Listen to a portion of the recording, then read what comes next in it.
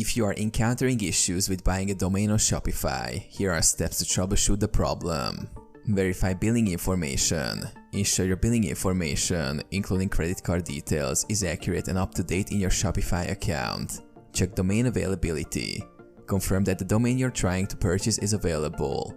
Sometimes the domain might be already taken or reserved. Clear browser cache.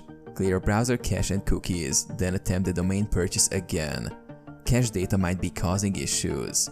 Try another browser or device. Switch to a different browser or device.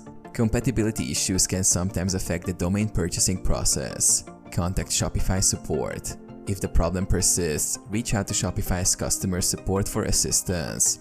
They can provide insights into any system issues or guide you through the process. Verify permissions. Ensure that your account has the necessary permissions to purchase a domain.